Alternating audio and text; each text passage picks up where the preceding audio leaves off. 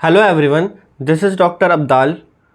Welcome to my YouTube channel Learn with Dr. Abdal. So आज हम previous year question paper solve करने जा रहे हैं इंजीनियरिंग मैथमेटिक्स 2 का, और ये है जून 2024 का.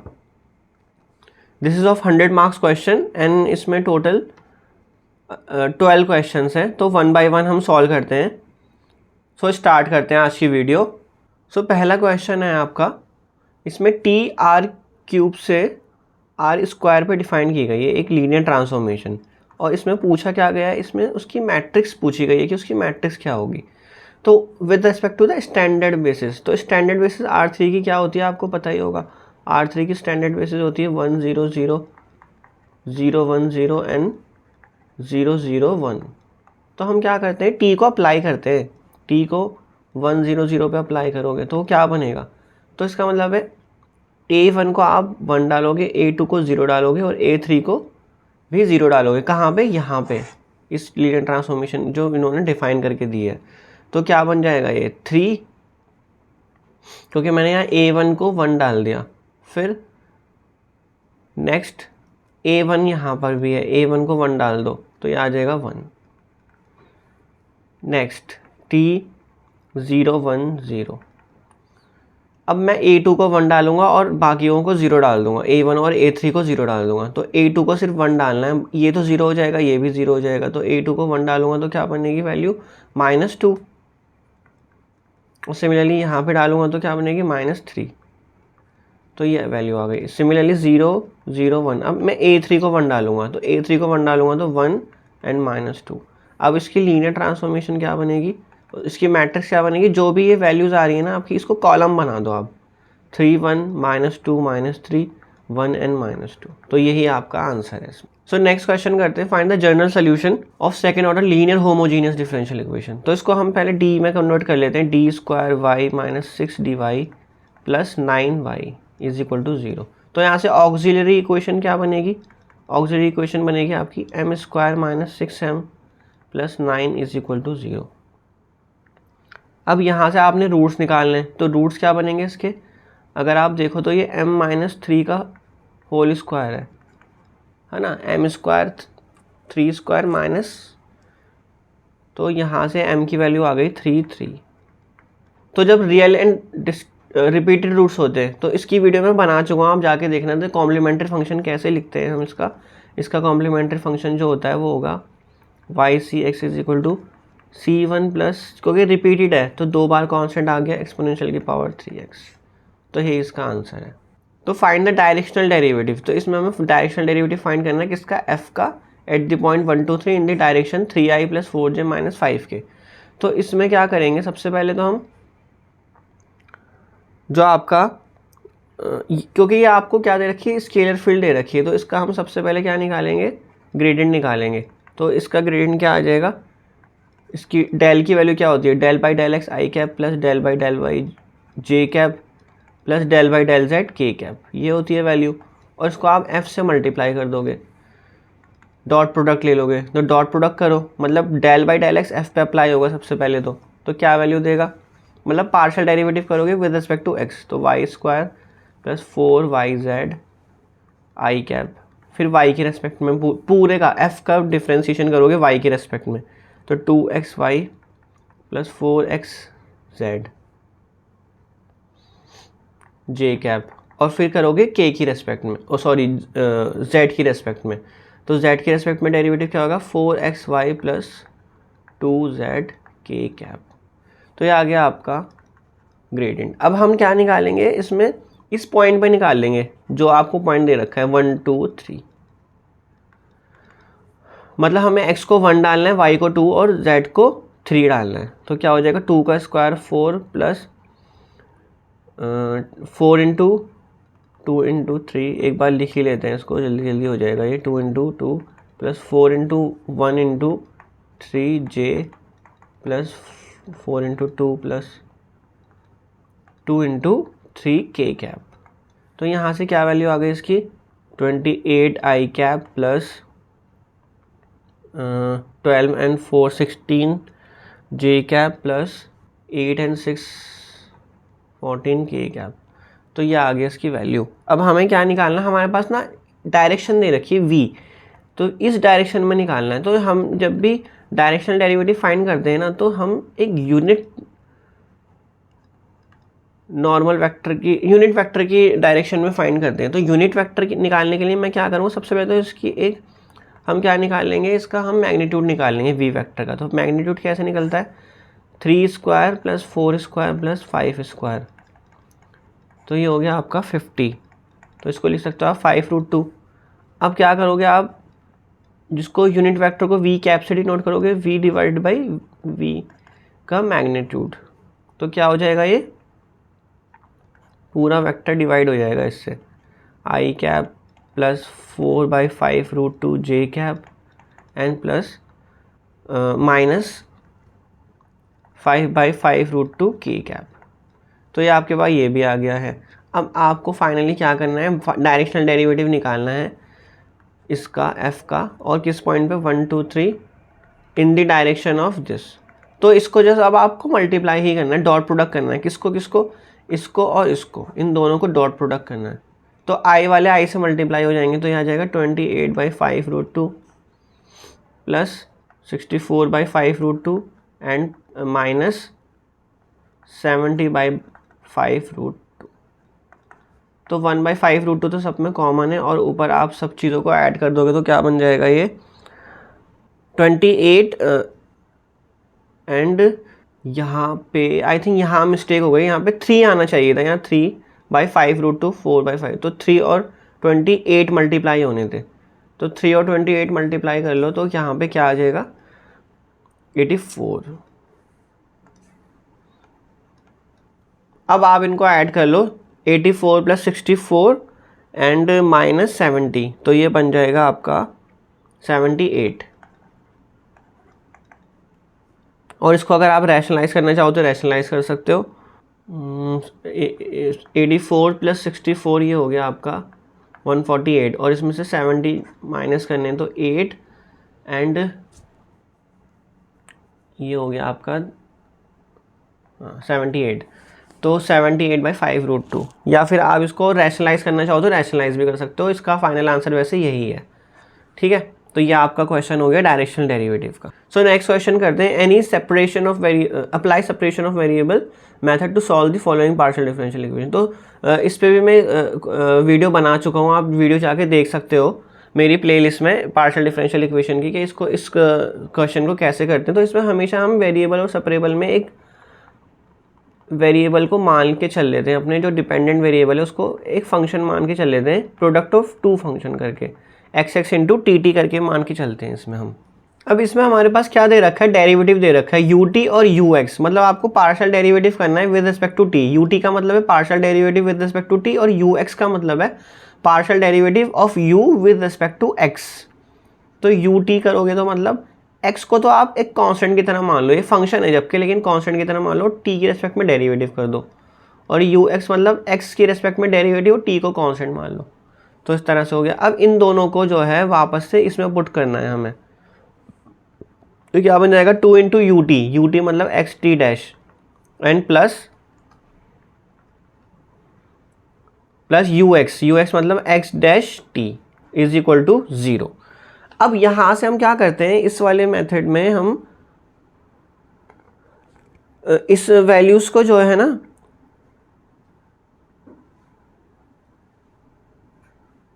इन वैल्यूज़ को सेपरेट करना है आपने। सेपरेट करने का मतलब ये है कि x वाली वैल्यूज़ को अलग करना है और t वाली वैल्यूज़ को अलग कर लेना है। तो अगर हम सेपरेट करने जाएं तो कैसे करेंगे, देखो separate 2xt dash is equal to minus x dash t। अब यहाँ पे x इधर x डिवाइड कर दो और इधर माइनस से डिवाइड कर दो, तो x डैश इधर ले जाओ और x से डिवाइड कर दो। तो मैंने क्या करा, x वाली टर्म एक साइड ले गया और t वाली टर्म एक साइड ले गया। अब इसको एक कांस्टेंट अज्यूम कर लो लैम्डा से, ठीक है ना, ये एक कांस्टेंट है, इसको सेपरेशन कांस्टेंट बोला जाता है। अब इसको आप इंडिविजुअली सॉल्व करोगे, x डैश बाई x को इंडिविजुअली सॉल्व करोगे और 2t dash by minus t is equal to lambda को अलग से सॉल्व करोगे। अब ये ऑर्डिनरी डिफरेंशियल इक्वेशन बन गई हैं आपकी। अगर मैं इनको सॉल्व करूँ तो ये बन जाएगा इस तरह से, x को एक साइड ले गया minus lambda x is equal to 0, और यहाँ से बन गया d minus lambda x is equal to 0। तो यहाँ से ऑक्सिलरी इक्वेशन क्या बनेगी, m is equal to lambda. तो यहाँ से जब आप सोल्यूशन लिखोगे तो कैसे लिखते थे, X X is equal to C1 exponential की पावर लैम्डा x, ऐसे लिखते थे। अब t वाली की इक्वेशन सॉल्व कर लो, तो d dash is equal to minus lambda t और 2 से भी डिवाइड कर दो, माइनस लैम्डा बाई 2t, तो ये बन जाएगा t dash plus lambda by 2t is equal to 0। इसको आप बहुत डायरेक्टली भी कर सकते हो, मैं आपको एक एक स्टेप करके दिखा रहा हूँ। तो यहाँ से t कॉमन ले लो। अब ये हमने क्या करा, डिफरेंशियल इक्वेशन में, ऑर्डिनरी लीनियर डिफरेंशियल इक्वेशन में कन्वर्ट कर लिया, जहाँ से हम इसके रूट्स निकाल सकते हैं। तो m ऑक्सिलरी इक्वेशन के रूट्स क्या आ गए, ऑक्सिलरी इक्वेशन, तो माइनस लैम्डा बाई 2। तो जब इसमें डिस्टिंक्ट एक ही रूट आ रहा है, बस रियल डिस्टिंक्ट वन रूट, तो उसके लिए सोल्यूशन क्या लिखोगे, क्योंकि आप टी में चल रहे हो, आपका जो डिपेंडेंट वेरिएबल है वो टी है, तो आप लिखोगे C2 एक्सपोनेंशियल की power minus lambda by 2t, यहाँ पे t लिखोगे। अब आपका u जो फंक्शन था वो क्या था, x इंटू टी की प्रोडक्ट में लिखा गया था ना स्टार्टिंग में, जो हमने लेट करा था। जो सेपरेशन ऑफ वेरिएबल का मेथड होता है वो यही होता है। तो इसको मल्टीप्लाई करोगे आप, C1 into C2 into exponential lambda x into exponential minus lambda by 2t। तो C1 इंटू C2 को एक नया कांस्टेंट ले लो और ये बन जाएगा एक्सपोनेंशियल, इन दोनों की पावर ऐड हो जाएगी। ठीक है, मैंने ये एक्सप्रेशन यूज़ करी है, एक्सपोनेंशियल x को एक्सपोनेंशियल x इस तरह से करके लिखते हैं। तो ये बहुत कन्वीनियंट नोटेशन होती है, आप ये यूज़ कर लो। सो नेक्स्ट क्वेश्चन करते हैं। नेक्स्ट क्वेश्चन क्या दिया हुआ है आपको डिफरेंशियल इक्वेशन सॉल्व करनी है, कि चेक करनी है सबसे पहले कि ये एग्जैक्ट है कि नहीं, और फिर उसको सॉल्व करना है। तो इसके लिए हम क्या करते हैं, ये हमेशा इस फॉर्म में होती है mdx प्लस ndy। अब ये हम यहाँ से क्या चेक करते हैं, del m by del Y क्या del n by del x के इक्वल है कि नहीं, यही चेक करते हैं सबसे पहले कि ये इसके इक्वल है कि नहीं। तो मतलब m का डेरिवेटिव करो विद रिस्पेक्ट टू y। तो m क्या है यहाँ पे, m आपका ये है cos x प्लस वाई। तो पार्शियल डेरिवेटिव करो विद रिस्पेक्ट टू x, तो minus sine x plus Y हो जाएगा। और del n by del x ये क्या हो जाएगा, मतलब ये n है आपका पूरा, तो n, इसको n मान रहे हैं हम और इसको m मान रहे हैं।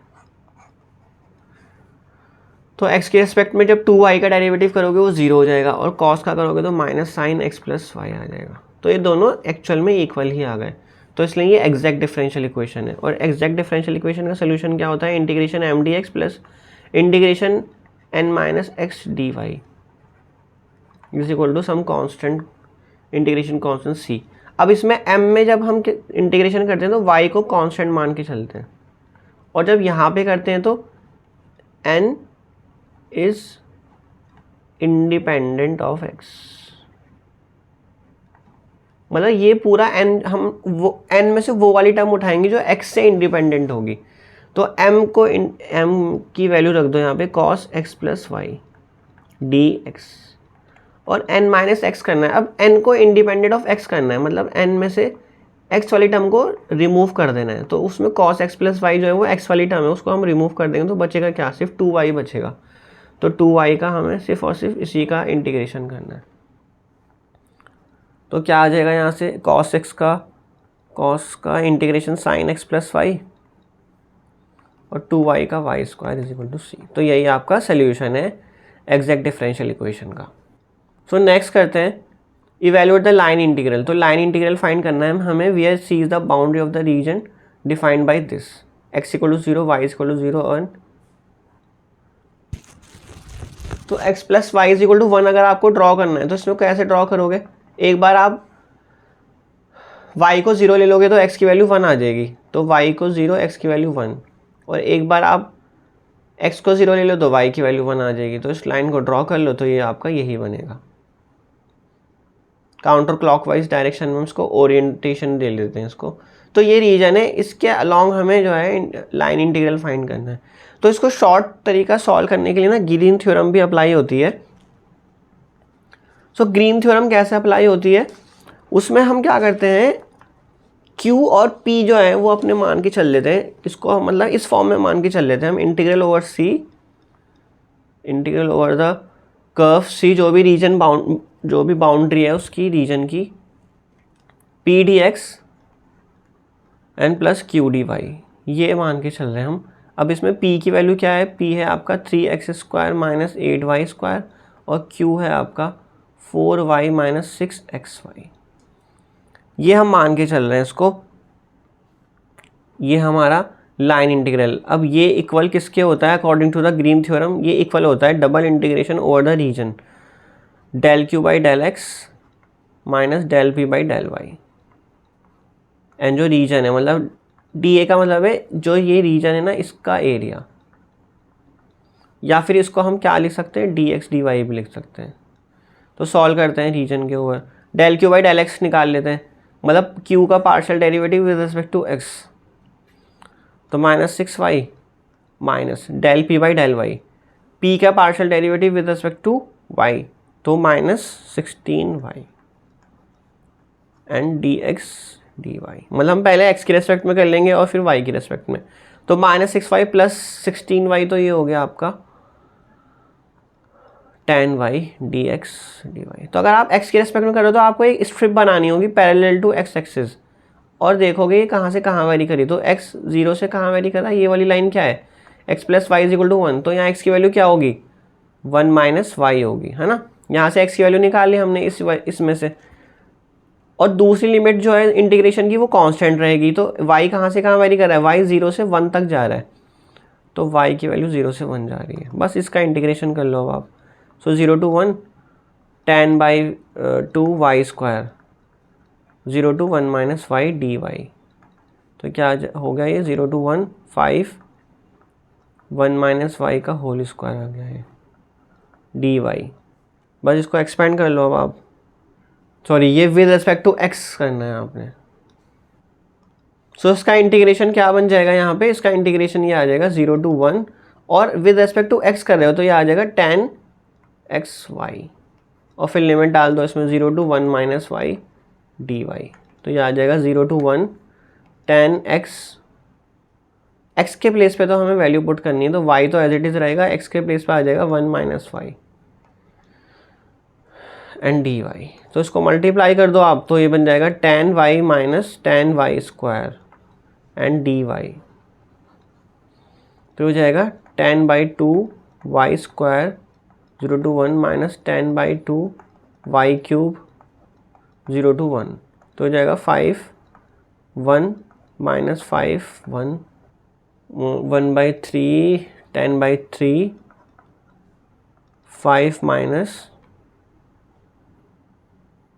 10 बाई 3, ये आ रहा है आंसर। तो इसको एलसीएम ले लो तो ये हो जाएगा आपका 15 माइनस 10, तो 5 बाई 3।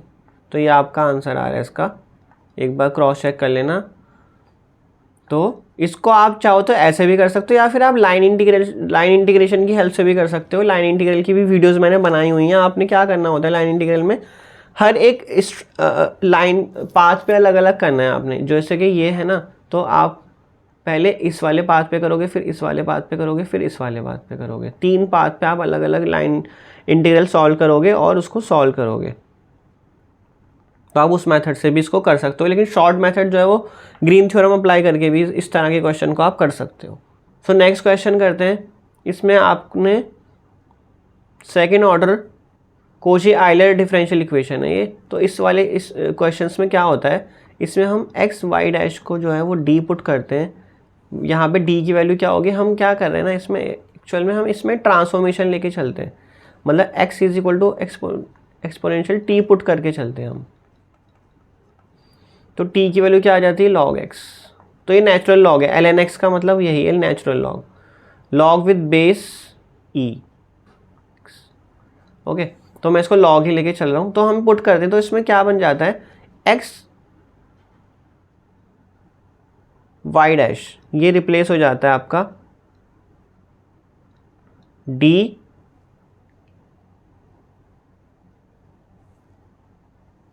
y से, वेयर dy dt बनेगा d की वैल्यू, और x square y double dash ये रिप्लेस हो जाएगा d into D minus 1y से। तो d यहाँ पे t with respect to t है डेरिवेटिव, तो आप रिप्लेस करते चले जाओ। x square y double dash को d into D minus 1y रख दो, माइनस 3 xy डैश को आप dy पुट कर दो। मैं यहाँ पे पुट करता जा रहा हूँ, ठीक है ना, plus 3y is equal to 3 log x की वैल्यू t पुट कर दो। तो अब आपकी डिफरेंशियल इक्वेशन न्यू बन गई है, t में बन गई। अब मैं पहले पूरी डिफरेंशियल इक्वेशन को t में सॉल्व करूँगा, और फिर लास्ट में जाके उसको वापस से टी को रिप्लेस कर दूंगा और एक्स की फॉर्म में, ठीक है ना। टी की वैल्यू log x पुट कर दूंगा जो भी लास्ट में टी टी टी जहाँ भी आ रहा होगा। तो सॉल्व करते हैं हम, तो डी स्क्वायर, तो मैं अपना एफ डी देख लेता हूँ क्या बनेगा यहाँ से, D square minus D minus 3d plus 3, तो ये बन गया D square minus 4d plus 3 बन गया यहाँ से। तो ऑक्सिलरी इक्वेशन क्या होती है, F M is equal to 0, मतलब M square minus 4m plus 3 is equal to 0। तो यहाँ से रूट्स क्या आ जाएंगे, 4 plus minus B square minus 4ac divide by 2, तो ये बन गया आपका 16 माइनस 12 बाई 2, तो 4 प्लस माइनस 4 बाई 2, तो 4 प्लस माइनस 2 बाई 2 एंड तो 6 बाई 2 और 2 बाई 2, तो इसकी वैल्यू आ गई 3 and 1। तो कॉम्प्लीमेंट्री फंक्शन बन गया यहाँ पे c1 exponential 3t plus c2 exponential t, ठीक है। अभी हमने t में ही रखा है, बाद में लास्ट में जाके हम इसको पूरा x में कन्वर्ट कर लेंगे, ठीक है, एक ही बारी में। अब हम निकालते हैं पर्टिकुलर इंटीग्रल जहाँ पे राइट हैंड साइड 3t है, मतलब एक पॉलिनोमियल है, ठीक है ना। पॉलिनोमियल पे मैं वीडियो बना चुका हूँ कि जब राइट हैंड साइड पॉलिनोमियल होगी तो पर्टिकुलर इंटीग्रल कैसे निकालते हैं, आप प्लेलिस्ट में जाके देख सकते हो। डिफरेंशियल इक्वेशन की, ऑर्डिनरी डिफरेंशियल इक्वेशन की प्लेलिस्ट मैंने बना रखी है, उसमें ये सॉल्व करे हुए हैं। तो 3d है हमारे पास राइट हैंड साइड पे, तो मैं क्या करूँगा, डिनोमिनेटर में से अगर मैं 3 कॉमन ले लूँ तो मेरे पास क्या बचेगा, D square minus 4d by 3, और यहाँ 3t आ गया, है ना। अगर मैं देखो 3 को वापस से मल्टीप्लाई कर दूँ ना अंदर, तो मुझे यही वाली टर्म मिल जाएगी। तो इस तरह से मैंने 3 कॉमन ले लिया। 3 कॉमन मैंने इसलिए लिया कि मेरे पास डिनोमिनेटर में ना 1 प्लस एक्स की कोई फॉर्म बन जाए। तो यहाँ x क्या है, x की वैल्यू है आपका D square minus 4d by 3, ये है x की वैल्यू। तो इसको आप वापस से ऊपर ले जाओ, 1 plus D square minus 4d by 3 का whole inverse into 3t, sorry ये 3 डिनोमिनेटर में 1/3। अब आप एक्सपेंशन करोगे बाइनोमियल डिस्ट्रीब्यूशन की, नेगेटिव बाइनोमियल डिस्ट्रीब्यूशन, तो 1 प्लस एक्स का होल इनवर्स क्या होता है, 1 प्लस एक्स का होल इनवर्स होता है 1 minus X plus X square minus X cube and so on.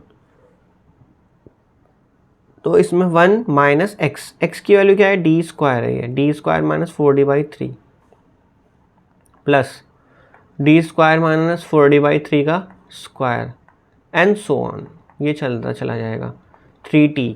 तो ये बन गया 1/3 1 माइनस, अब डी स्क्वायर में जब अप्लाई करूँगा ना 3d पे, तो वो 3t का 2 टाइम्स डेरिवेटिव करेगा। 3d का 1 टाइम डेरिवेटिव 3 आएगा, सेकेंड टाइम डेरिवेटिव 0 एंड 0 ही चलता चला जाएगा। तो ये तो 0 हो गया एंड 1 माइनस, अब ये माइनस माइनस प्लस हो गया, तो ये हो गया आपका 4d बाई 3, तो 4/3 और d का मतलब है मैं 3d का 1 टाइम डेरिवेटिव करूँगा, तो 1 टाइम डेरिवेटिव 3 आएगा। तो आपका फाइनल जो बनेगा 1/3 प्लस 4/9, अच्छा इसमें से जो t, जब देखो 1 को मैं यहाँ मल्टीप्लाई करूँगा 3d से, तो यहाँ 3d आएगा, ठीक है ना।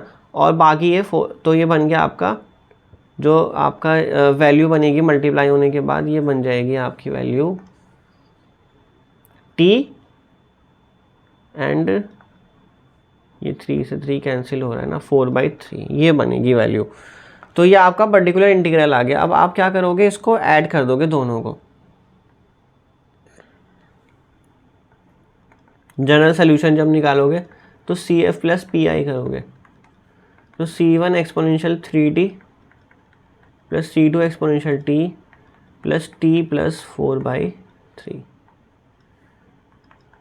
अब एक्सपोनेंशियल 3t का मतलब क्या हो गया, एक्सपोनेंशियल 3t को आप एक्स क्यूब भी लिख सकते हो, क्योंकि x की वैल्यू एक्सपोनेंशियल t थी ना। तो एक्सपोनेंशियल 3t का मतलब ये हो गया कि आप उसका क्यूब कर रहे हो, तो C1 x cube plus C2 x plus t की वैल्यू log x प्लस 4/3। तो ये आपका जनरल सोल्यूशन आ गया इसका क्वेश्चन का। तो इसको आप अपनी तरफ से भी करना खुद से और चेक करना कि ये आंसर सही आ रहा है कि नहीं आ रहा।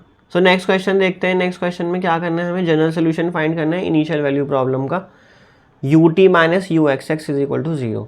तो ये है आपकी heat equation, U T is equal to U X X, U 0 comma T and U L comma T is equal to 0, यहाँ तक दे रखा है बस। तो यहाँ के की वैल्यू 1 है। जो मैंने हीट इक्वेशन के क्वेश्चन सॉल्व करे हैं आप उसको जाके देखना, उसमें ये वाला क्वेश्चन भी आपको मिल जाएगा। तो आपको क्या है, आपको बस सोल्यूशन याद होना चाहिए, सोल्यूशन में के की वैल्यू 1 पुट करो और आंसर निकाल लो। तो आपको पूरा ड्राइव करना पड़ेगा, ये यू को आपको x x into T T put करना पड़ेगा और फिर उसको डेरिवेटिव करोगे, यू टी निकालोगे और फिर आप यू एक्स एक्स निकालोगे, है ना, और फिर पुट करोगे और फिर वहाँ से सॉल्व करोगे। तो ये मैंने निकालना सिखाया हुआ है आपको, आप वीडियो में जाके देखना। ये क्वेश्चन मैं यहाँ नहीं करा रहा हूँ, आप वीडियो में आपको डायरेक्टली मिल जाएगा ये। तो इसका जो सोल्यूशन आता था वो ये आता था, C N sine N pi by L X into exponential minus N square pi square by L square के टी। तो ये आता था इसका सोल्यूशन। तो आप वीडियो में जाके देखा, मैं डिस्क्रिप्शन में इसकी लिंक भी प्रोवाइड कर दूंगा। अदरवाइज आप पार्शियल डिफरेंशियल इक्वेशन की प्लेलिस्ट में जाके हीट इक्वेशन की वीडियो देखना, वहाँ पे आपको मिल जाएगा इसका आंसर। सो नेक्स्ट क्वेश्चन करते हैं। तो इसको हम डी में कन्वर्ट कर लेते हैं, D square minus 2d minus 8y is equal to exponential X sine x.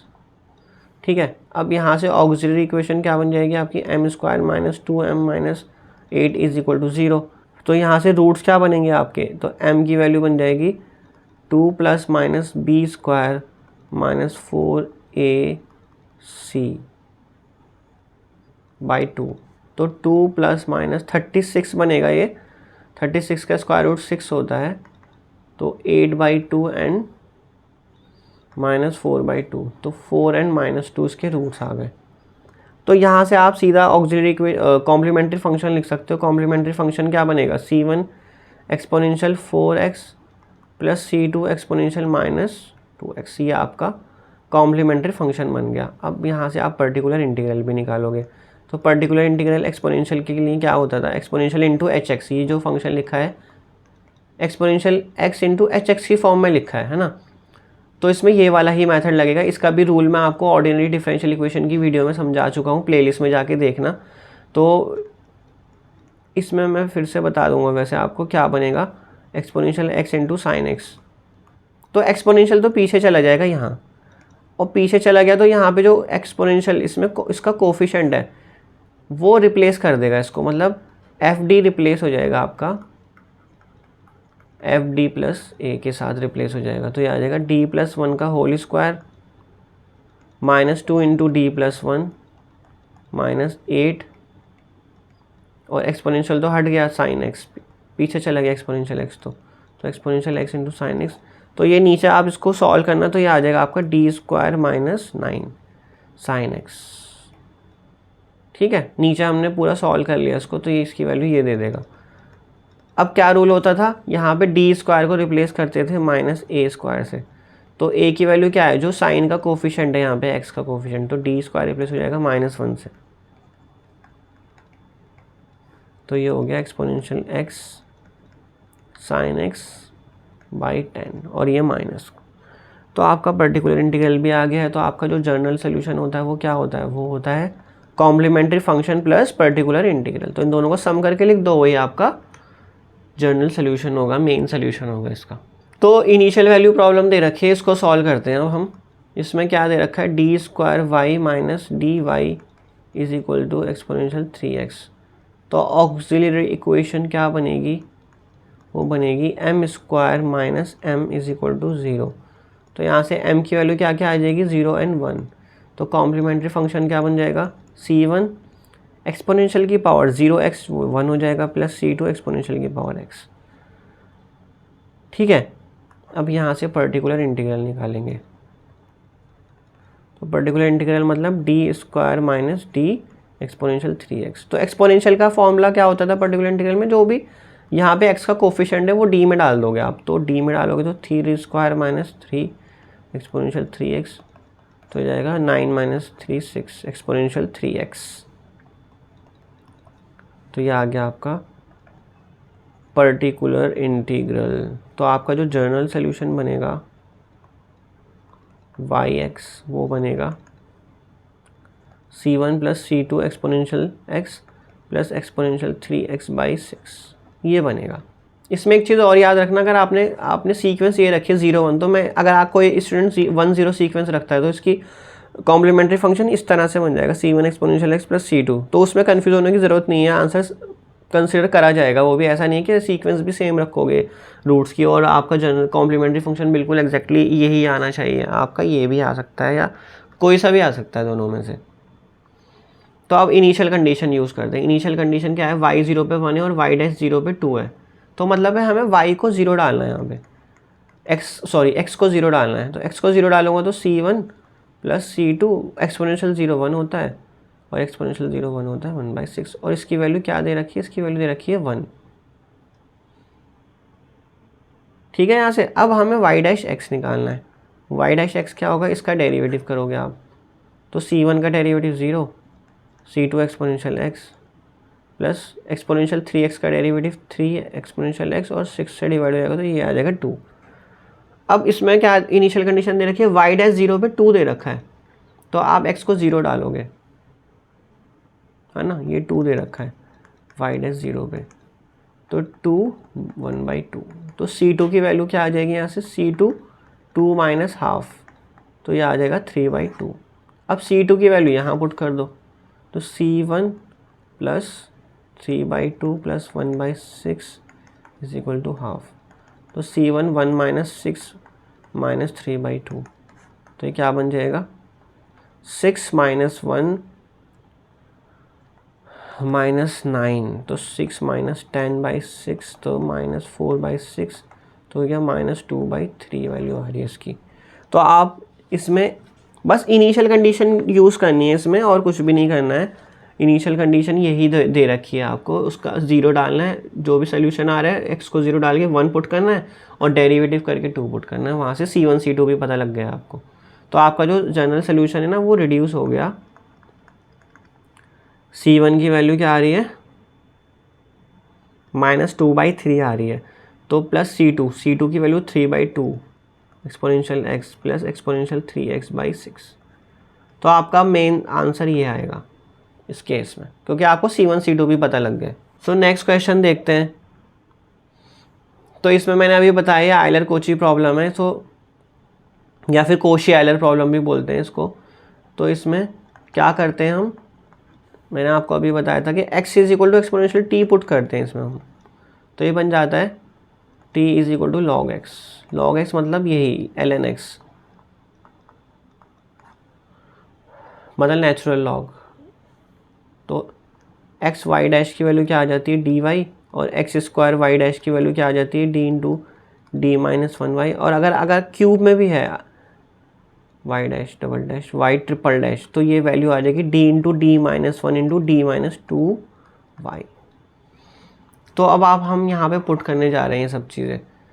तो x d into d minus 1y minus 5 dy plus 6 21 log x। और log x की वैल्यू क्या हो जाएगी, log x की वैल्यू तो चेंज हो जाएगी, है ना। log x की वैल्यू बन जाएगी आपकी t।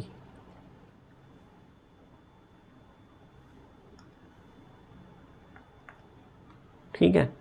तो यहाँ से आपकी ऑक्सिलरी इक्वेशन क्या बनेगी, सबसे पहले तो एफ डी निकाल लेते हैं। F D is D square minus D minus 5d plus 6 तो ये हो जाएगा D square minus 6d plus 6। So F M is equal to 0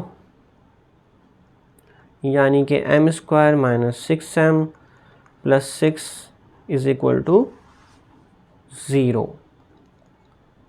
तो इसको आप फॉर्मूले में पुट कर दो, बी स्क्वायर माइनस 4ac/2 तो 6 प्लस माइनस 36 माइनस 24/2 तो ये जाएगा 6 प्लस माइनस 12/2 जाएगा 6 प्लस माइनस /2। तो रूट्स क्या आ गए आपके 3 plus minus √3।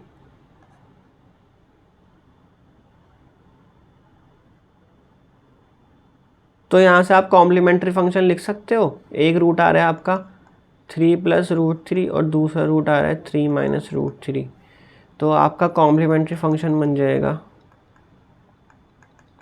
c1 exponential 3 plus root 3 X and c2 exponential minus नहीं 3 माइनस रूट 3 एक्स। ये आपका कॉम्प्लीमेंट्री फंक्शन बना है यहाँ पे।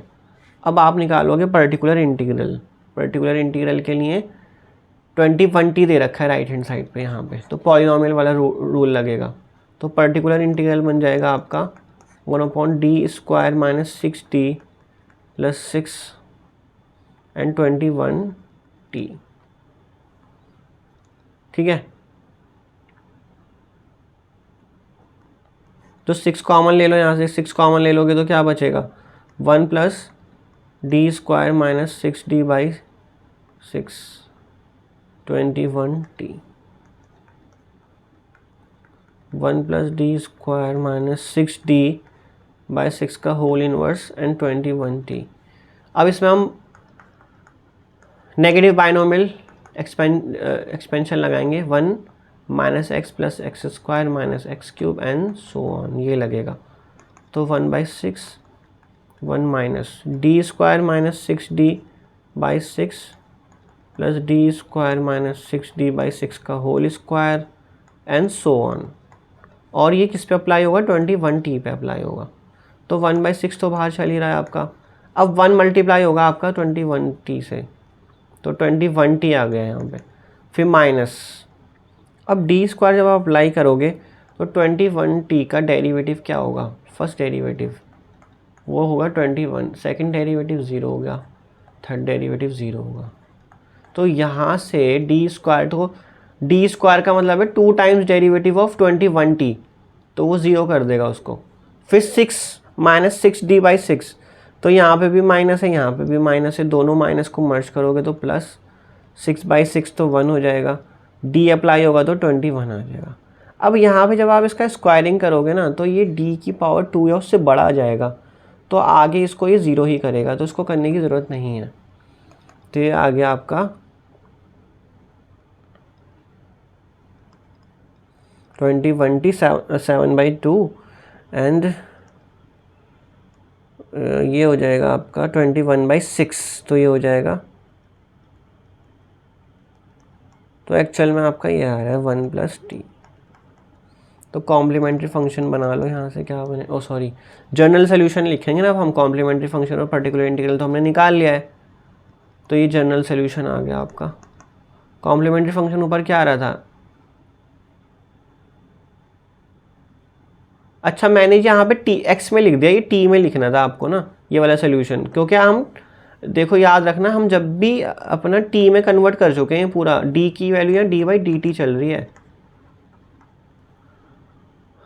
तो मुझे अपना सोल्यूशन भी या कॉम्प्लीमेंट्री फंक्शन भी टी में ही लिखना था, तो मैंने अब टी में कर दिया इसको 3 प्लस रूट 3t। अब टी एक्सपोनेंशियल की वैल्यू क्या होती है, टी की वैल्यू आपको क्या डालनी है, log x डालनी है। ठीक है, तो डाल देते हैं इसको c1 एक्सपोनेंशियल 3 रूट 3 टी की वैल्यू log x डालनी है आपने यहाँ पे, plus c2 exponential 3 minus root 3 log x and 7/2 1 plus T, T की वैल्यू log x। तो ये है आपका फाइनल सोल्यूशन। थोड़ा और सिंप्लीफाई करना चाहो तो कर सकते हो, तो ये हो जाएगा x की पावर 3 रूट 3 प्लस c2, क्योंकि log और एक्सपोनेंशियल कैंसिल हो जाते हैं और ये पावर बन जाता है जो लॉग्स के पीछे होता है जो भी। तो ये हो गया x की power 3 minus root 3 7/2 and 1 plus log x।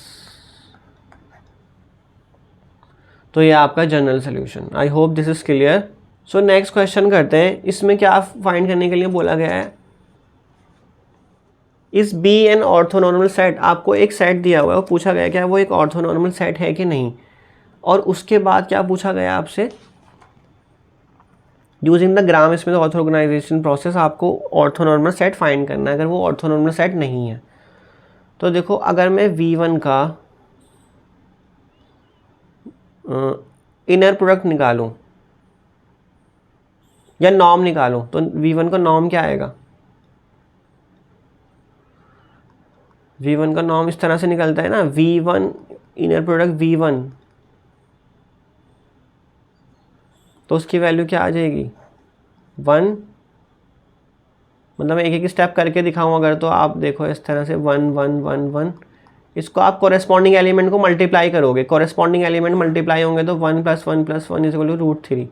तो इसका नॉर्म 1 नहीं आ रहा है। अगर किसी वेक्टर का नॉर्म 1 नहीं आता है तो वो जो है ना नॉर्मल वेक्टर तो होता ही नहीं, तो ऑर्थो नॉर्मल की तो बात हम कर ही नहीं सकते, क्योंकि ऑर्थो नॉर्मल होने के लिए सबसे पहले उसका नॉर्म 1 होना चाहिए। तो हम क्या करेंगे, हम सबसे पहले ना ऑर्थोगोनल बनाएंगे, फिर ऑर्थो नॉर्मल बनाएंगे, और वहाँ हम इसमें ग्राम स्मिथ प्रोसेस यूज़ करेंगे। तो ग्राम स्मिथ प्रोसेस के लिए W1 क्या होता है, वो V1 के इक्वल होता है। तो V1 क्या है 1 1 1, एंड W2 किसके इक्वल होता है V2 minus V2 W1 by W1 into W1 into W1, इसके इक्वल होता है। तो बस आप इसमें पुट कर दो, V2 की वैल्यू क्या है 1 1 2 माइनस V2 की वैल्यू फिर से 1 1 2, W1 की वैल्यू है 1 1 1 1 1 1, बस ये पुट करते चले जाओ, और यहाँ पे इनर प्रोडक्ट को क्लोज कर दो। इनर प्रोडक्ट एंगल ब्रैकेट से क्लोज होता है, तो ये हो जाएगा 1 1 2 माइनस, मल्टीप्लाई कर दो कोरेस्पॉन्डिंग एलिमेंट्स को, बस नीचे भी मल्टीप्लाई कर दो, और यहाँ 1 1 1 लिख दो। तो ये क्या बनेगा 1 1 2 माइनस 3 + 4/3 1 1। अब इसमें हम क्या करते हैं, इसमें हम कॉरेस्पॉन्डिंग एलिमेंट को सब्ट्रैक्ट करेंगे, है ना। तो ये सब्ट्रैक्ट कैसे होगा 1 - 4/3 1 - 4/3 एंड 2 - 4/3, है ना। यहाँ 4/3 मल्टीप्लाई होगा ना, सबसे 1 1 1 तीनों से मल्टीप्लाई होगा, और फिर ये इससे सब्ट्रैक्ट होगा। अब इसमें हम इसको सब्ट्रैक्ट कर लेते हैं, सब्ट्रैक्ट करके जो आएगा वो आएगा -1/3 एंड 2/3 आ जाएगा। तो ये आपका W2 आ गया। अब आप निकालोगे W3, वो V3 की हेल्प से निकालोगे, V3 comma W1 into W1, फिर V3 W2, है ना। V3 फिक्स हो जाता है इंटू W2। अब V3 की वैल्यू पुट कर दो, V3 इज 1 2 - 4 1 2 - 4 माइनस 1 2 - 4, और W1 क्या हो जाएगा यहाँ से 1 1 1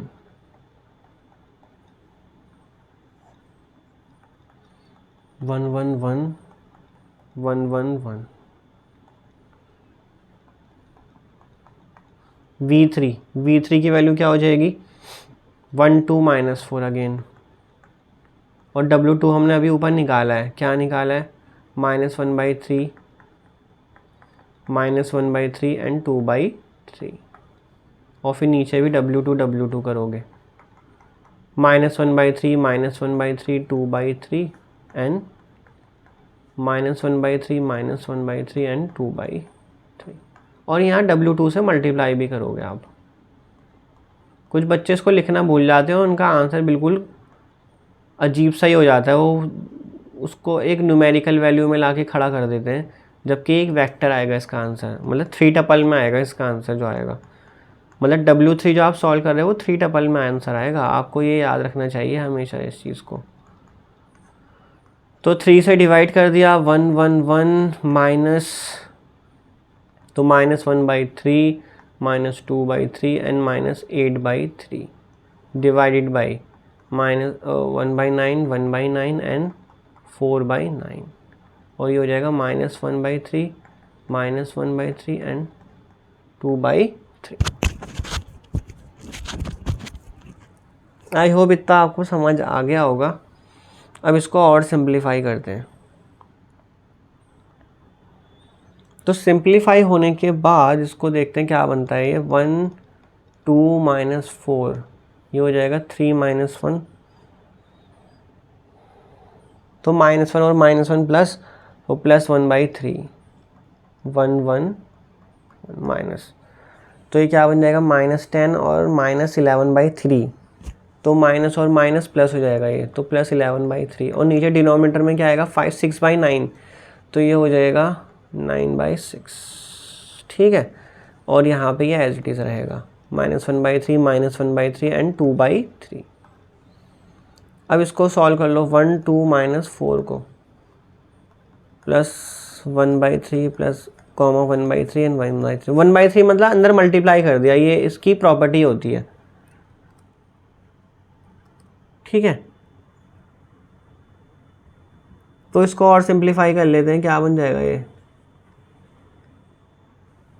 this by 2, यानी कि 11/2 बन जाएगा ये।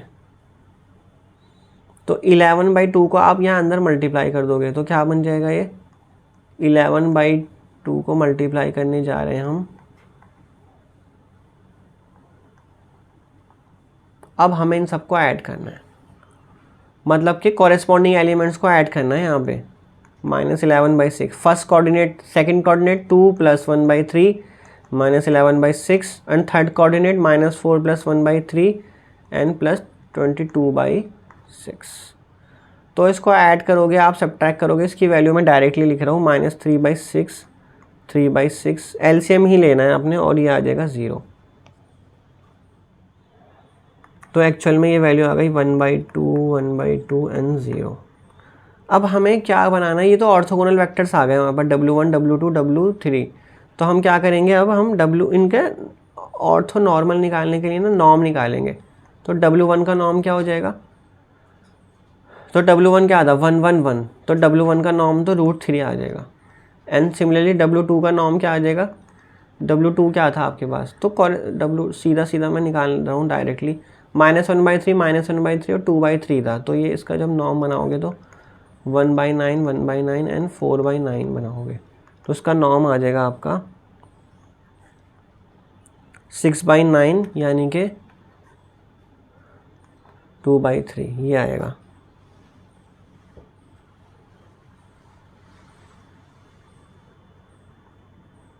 ठीक है ना, हम क्योंकि जब ऑर्थोगोनल सेट, क्योंकि हमारे पास जो W1 W2 W3 आया है ना, ये ऑर्थोगोनल सेट आया हमारे पास,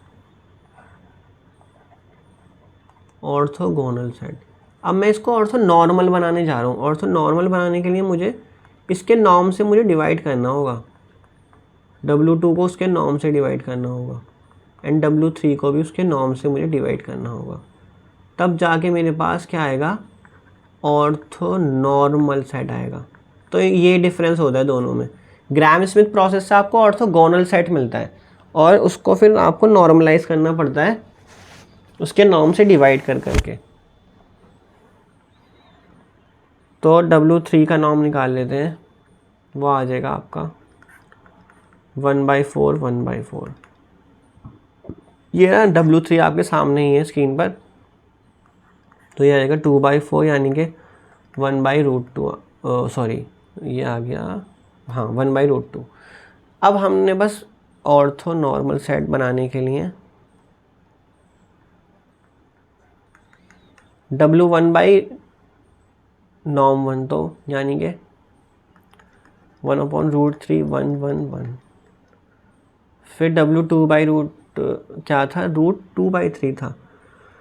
तो जब मैं डिवाइड करूँगा तो ये नीचे रेसिप्रोकल हो जाएगा इसका, और W2 लिख लो। W2 की वैल्यू है आपकी -1/3 -1/3 एंड 2/3।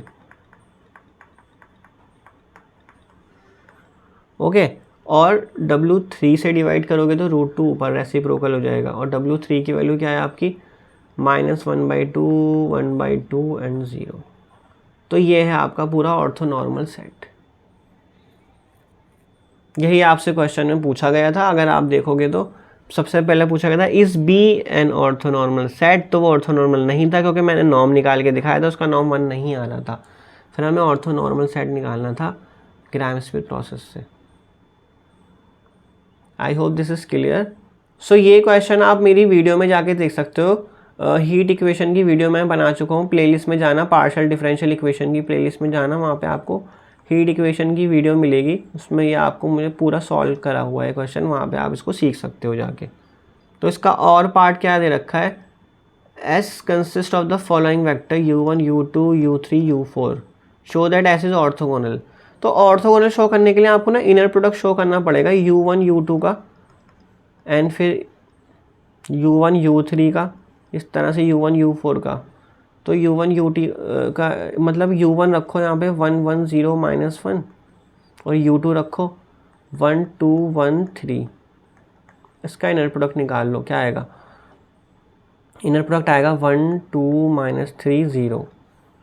फिर u1 u3 का निकालोगे, u1 क्या है आपका 1 1 0 -1 और u3 क्या है आपका 1 1 -9 2।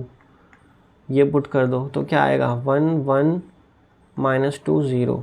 फिर u1 u4 का निकालोगे आप, तो u1 और u4 का निकालो 1 1 0 -1, u4 है आपका 16 -13 1 और 3 है ये वैल्यू। तो इसको मल्टीप्लाई कर लो कॉरेस्पॉन्डिंग एलिमेंट्स को, तो क्या आ जाएगा 16 -13 एंड -3 0। इसी तरह आप क्या करोगे, u2 का u3 से निकालोगे इनर प्रोडक्ट, u2 का u4 से एंड u3 का u4 से। तो ये आप सारे निकालना, चेक करना, ये आपके सब 0 ही आएंगे। तो सबसे पहले तो ये चेक हो गया कि S ऑर्थोगोनल सेट है। ऑर्थोगोनल सेट का मतलब ये होता है कि सारे एलिमेंट का इनर प्रोडक्ट आपस में 0 आएगा। जैसे मैंने देखो सारे एलिमेंट कवर कर लिए, u1 का u2 से कवर कर लिया। और अगर आप सोचोगे आपने u2 को u1 से तो देखा ही नहीं चेक करके, तो वो ना इक्वल ही होता है, u1 u2 के इक्वल होता है और u2 u1, ये दोनों इनर प्रोडक्ट सेम होते हैं। तो इसलिए एक ही निकाल लो, वो इनफ है। अब आपसे पूछा गया कि ये एक बेसिस फॉर्म करता है R4 की, तो जो R4 की डायमेंशन होती है ना वो 4 होती है, मतलब R4 की बेसिस में 4 वेक्टर ही आते हैं। तो अगर मैं ये शो कर दूँ कि u1 u2 u3 u4 जो है वो लीनियरली इंडिपेंडेंट है, तो मेरा काम हो जाएगा। तो मुझे इंडिपेंडेंट शो करने, तो मैं इन वेक्टर्स को ना एक मैट्रिक्स बना लेता हूँ, A मैट्रिक्स, और उसकी रैंक अगर मैं 4 दिखा दूँ ना तो ये इंडिपेंडेंट हो जाएंगे। तो 1 1 0 -1 1 2 1 3 1 1 -9 2 and next last is 16 -13 and आ जाएगा 1 3। तो अगर मैं इस मैट्रिक्स की रैंक 4 दिखा दूंगा ना, तो इसमें जितने भी वेक्टर्स हैं वो लीनियरली इंडिपेंडेंट हो जाएंगे। तो ये बेसिस बना देंगे किसकी, ये सारे वेक्टर बेसिस बना देंगे, बेसिस ऑफ R4। तो मैं यही शो करने जा रहा हूँ। तो इसके लिए सबसे ईजीएस्ट मेथड होता है आप इसको रो ऑपरेशन लगा के सॉल्व कर लो। तो रो ऑपरेशन कैसे लगता है, R2 goes to R2 - R1, R3 goes to R3 - R1 and R4 goes to R4 - 16 R1। ठीक है, तो 1 1 0 -1 0, मतलब मैं फर्स्ट रो को माइनस कर रहा हूँ सेकेंड रो में से, 0 1 4 0 0 -9 3, ओके, एंड लास्ट बन जाएगा आपका 16 टाइम माइनस करना है मुझे, तो ये हो जाएगा 19 -29 1, 16 टाइम माइनस करोगे तो 19 आ जाएगा यहाँ पे। अब मैं फिर से 0 बनाऊंगा, किसको 0 बनाऊंगा, अब मैं किसको 0 बना सकता हूँ इसमें, सॉरी यहाँ 1 करोगे माइनस, तो यहाँ 1 आना चाहिए इधर 1, ठीक है। अब मैं इस 1 की हेल्प से, इस वाले 1 की हेल्प से मैं इसको 0 बना सकता हूँ। कैसे बनाऊंगा, R4 goes to R4 + 29 R2, है ना। तो क्या आ जाएगी मेरे पास वैल्यूज़, सिर्फ मैं किसको चेंज कर रहा हूँ, R4 को चेंज कर रहा हूँ। तो R2 R3 सेम रहेंगे, R1 R2 R3 सेम रहेंगे, तो ये 0 आ जाएगा।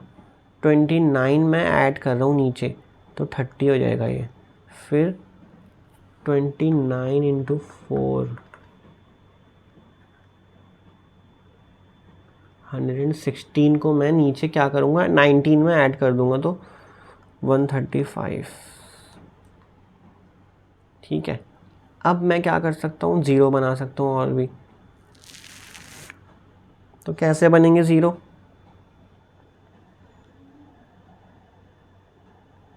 अगर मैं इसको डिवाइड कर दूं पूरे को -3 से,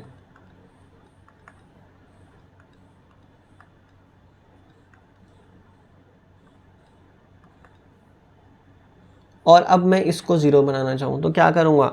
मेरे पास R3 ये आ गई है, ये वाली R3 मेरे पास ये है, R4 goes to R4 minus 10 R3, मतलब 10 टाइम्स कर रहा हूँ मैं, 0 0 0, 10 टाइम्स 30 माइनस कर रहा हूँ तो थोड़ी 10 टाइम -10 और -10 ऐड करूँगा तो 125। अगर आप इन रोज़ को देखोगे ना, ये सारी इंडिपेंडेंट हैं, इसकी रैंक 4 आ रही है क्योंकि ये मैंने अपर ट्रायंगुलर फॉर्म में इसको कन्वर्ट कर दिया है। एक्लन फॉर्म भी बोलते हैं इसको, रो एक्लन फॉर्म है ये आपकी, तो इसकी रैंक है 4। तो इसका मतलब जो गिवन वेक्टर्स आपको दे रखे हैं ना ऊपर क्वेश्चन में, ये u1 u2 u3 सारे इंडिपेंडेंट हैं।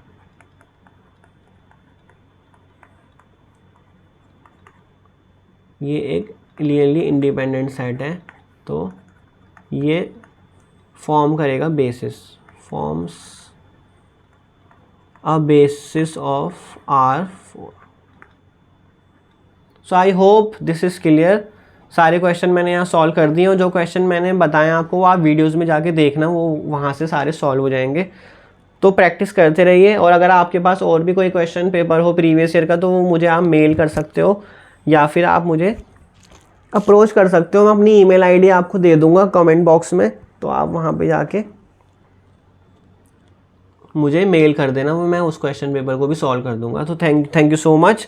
फिर मिलेंगे नेक्स्ट वीडियो में।